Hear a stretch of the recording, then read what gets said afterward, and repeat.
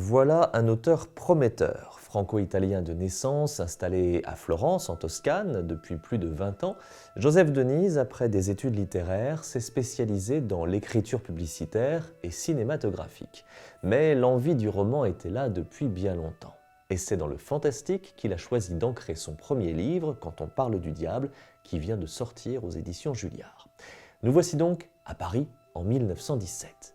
Dans cette période charnière de la Première Guerre mondiale, nous allons suivre un jeune homme, Aimé Grandin, dont l'oncle, fantasque artiste peintre faussaire, est mort dans des conditions bien énigmatiques. Et notre jeune homme d'être embarqué dans un imbroglio où un tableau sème la mort, où les personnalités se dédoublent, où des sociétés secrètes cherchent à prendre le pouvoir quand les hommes meurent au front par milliers.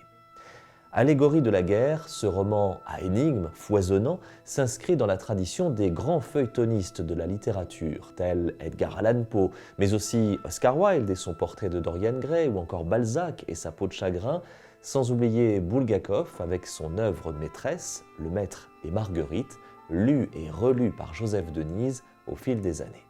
Et si je cite volontairement ces grands noms de la littérature qui se sont illustrés dans le fantastique, c'est qu'au-delà de l'intrigue, des rebondissements, de la fantasmagorie imaginée par l'auteur, on est aussi enthousiasmé par sa plume. Une écriture soignée, riche, travaillée, sans être empoulée, ne s'interdisant pas à quelques traits d'humour et ne cédant pas à la facilité des dialogues à outrance. Dans ce Paris de 1917, parfaitement dépeint dans les moindres détails, les forces du mal mènent un combat à faire froid dans le dos.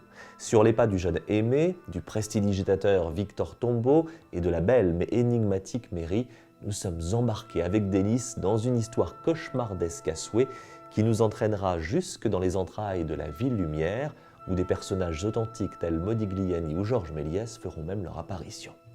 Amateurs de fantastique, voilà l'une des pépites de ce début d'année. Quand on parle du diable, c'est le premier roman de Joseph Denise et le livre est publié chez Julliard.